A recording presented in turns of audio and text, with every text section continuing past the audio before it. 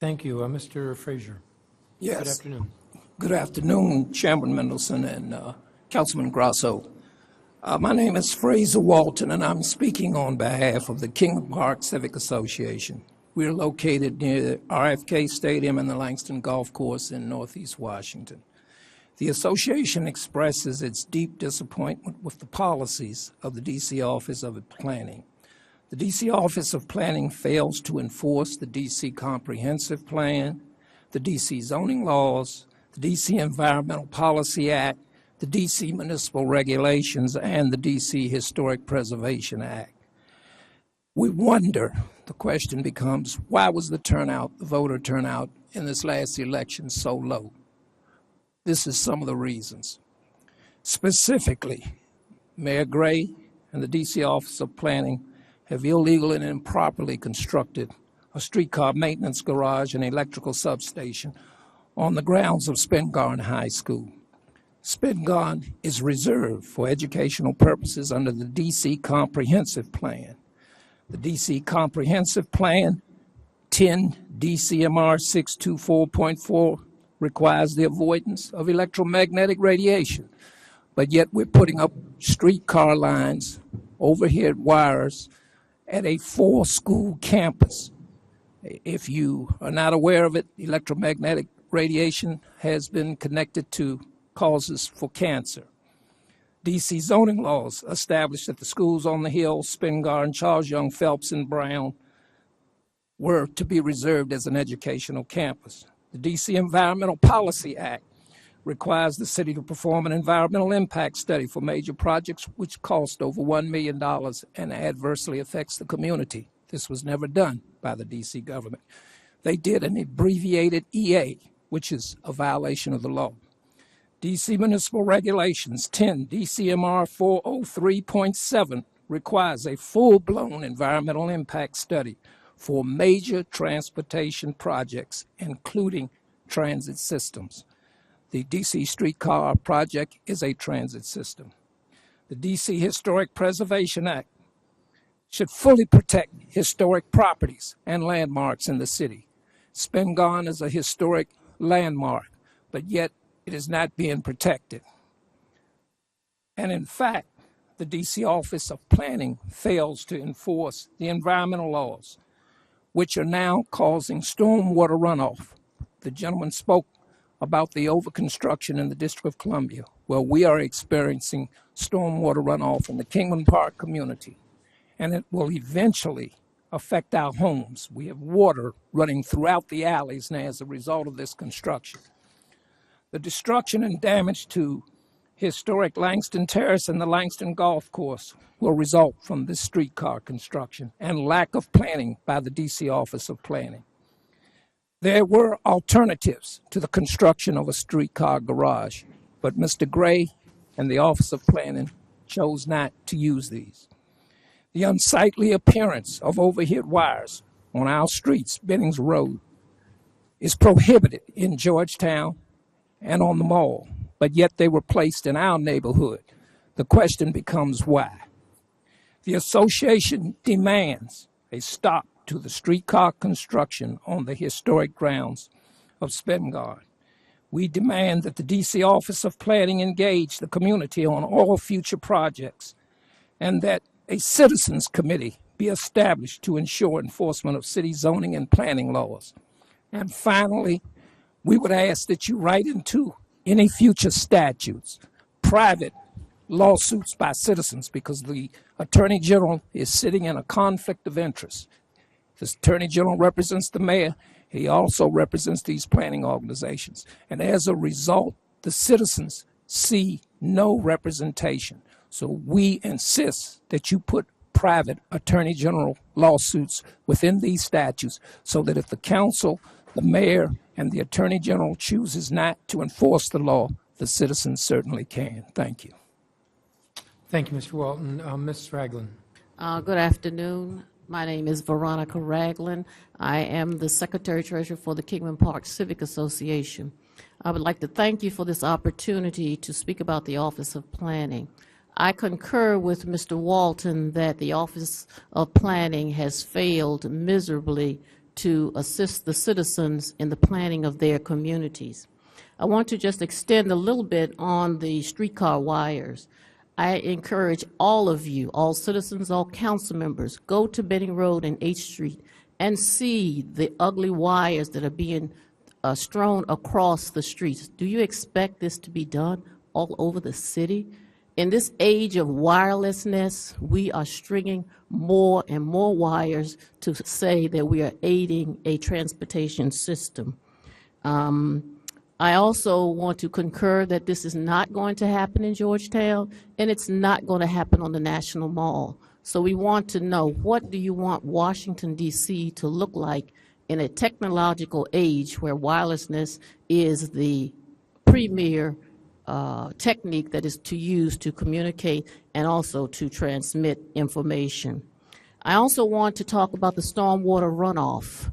I live on 21st Street Northeast. In my back alley now, during a heavy rain, I can see for 3 blocks water that looks like glass. I've never seen that, and I've lived there for a number of years. There's too much water that is now being run off into the neighborhoods. We have the stormwater runoff for Spingarn, and we now have construction in our neighborhood in which the DCRA does not regulate the permits. They're supposed to get permits. People are building buildings that do not conform to the neighborhood. They're also putting extra floors on these apartment buildings, and we wonder, are they going to have elevators for people to go up to the 3rd and 4th floor? They're doing whatever they want without a hearing, without community input, and without any instruction or licensing from some of these agencies. I called once the DCRA. One of the construction managers, there was no permit. They fined them. Okay, now we have more and more buildings going up without any community input. So I implore you to get with the Office of Planning so that we as a community can have input. I noticed that there was a trench dug so deep that the workmen had to climb out of it with a ladder, trying to stop the water or putting in some kind of system. I've seen white hats, orange hats, yellow hats, gray hats, and blue hats. All of these people were conferring on the water that is now running into the streets and neighborhood. Is DC prepared for the extra load of sewage and water that is required for these extra people that they're planning for? We also have all the construction on Bladenburg Road, in which all of these condos, all of that sewage and water is running downhill before it goes to Blue Plains. So I think that the Office of Planning, the zoning, and the permits office needs to come to the community to talk about the input and the impact that these structures will have on the residents as they live in the community. Thank you. Thank you, Ms. Raglin. I do not have questions for any of you. Mr. Grasso, do you have questions? No, thank you for your testimony. I don't have any questions. Councilmember Bonds, do you have any questions? Thank you. Thank you, Chairman. I guess I do have a few, but if I could just put on the record that I think that I've heard from all of the witnesses today that there is a need for additional outreach communications to better inform regarding the zoning changes that affect our neighborhoods, our businesses, and our commercial corridors. And now I think I'm hearing that some of the decisions that we are implementing may have adverse effect on communities. And so to that, I'm just wondering if each of the panelists would comment on really whether or not you feel that enough communication is being shared with community before the government takes a position and begins to implement a process. So start with you, Ms. Jasper, and welcome. Nice to see you all, Mr. Walton. Thank you, Councilmember Bonds.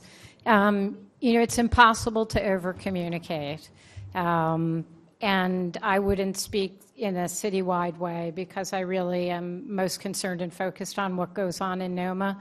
And I may have a unique position in that leading a community organization, I feel like we do get lots of communication about changes that are anticipated by the Office of Planning. So I would not echo those concerns, but I may have just a unique perspective in that way. Thank you. Thank you, Councilmember Bonds. As a matter of fact, for the last 6 months or 4 months, 4 or 5 months, at our community meetings, our monthly meetings, we have discussed the bill that you sponsored for the seniors. And I just want to congratulate you on that because there was outreach. And we did get an opportunity to participate with our community association, and even our council member shockingly came out to discuss your bill. So I would say that that is a major problem, the outreach, because with this Spingarn project, we have had so many people complain that they had no idea of what was going to happen at Spingarn, including and I'm not speaking for the Alumni Association, but I can tell you that they are outraged by this, many of the citizens in the community. And these are the problems that cause voter apathy. It results in the loss of faith in the council because there's no discussion with the community, and the outreach certainly needs to be made a lot better. All right, thank you. Thank you, Ms. Bonds, for your question. Number one, I want to say that I was one of the ANCs who was part of the Office of Planning's comprehensive plan. So it's not something that just happened overnight. We were part of the working team from the community. In terms of outreach, no. There hasn't been outreach because everyone, or at least I should say the law, that as I understand it, if the project is worth more than $1 million, there is supposed to be an EIS. Not an EA, but an EIS. And we have lots of things going on in this community in which the community is not notified and there is no input. And I agree with Mr. Walton that the voter apathy is that the government doesn't care. They just do what they want. They ignore the law, or they'll make some excuses as to why they do not have to pay attention to us. If I could just explore for 1 minute, I think I have about a minute, from any one of the panelists, what have you heard about the new planning ideas that are being promoted? Anything? Regarding parking or, you know? Basically nothing except for what we have researched. We've researched that they are trying to expand the distance of alleys. They're trying to, it's very convoluted. They're trying to allow for construction on smaller lots. But basically the outreach has been very poor, and no one has come out that I know of to the various community associations to discuss these plans. They've had, I think, 1 or 2 general meetings where they tell you what they intend to do, but there's no input from the community. Okay. That's very interesting. I had a great experience about 2 months ago. I was at an ANC meeting in Ward 4, and the acting director was there, and there was a PowerPoint and handouts, and it clearly explained what the role was of the planning office and how citizens and groups could get involved. So perhaps we need to make that as a recommendation that happen on a regular basis, because not everyone attends, you know, the one ANC meeting or the one civic meeting or the one organizational meeting. And I think it's such an important matter, just as one of your witnesses testified a little earlier, that there are requirements that we have before us. This is a professional effort, and we want to make sure that we're following those requirements so that everyone has an opportunity to participate if they choose to participate. Thank you, Chairman. I ran out of time. And if I could just add quickly, Mr. Chairman, Yes. We are located on I think the hearings were held on east of the river. We are west of the river. That's another big communications problem for us. So many of we have an ANC who really doesn't give us information. So as you said, I personally believe that this should be a requirement not only of the ANC commissions receiving notice, but civic associations should receive notice as well. Yes, that's the direction I was headed in. Thank you very much, sir. Thank you. I do have one question for Ms. Jasper.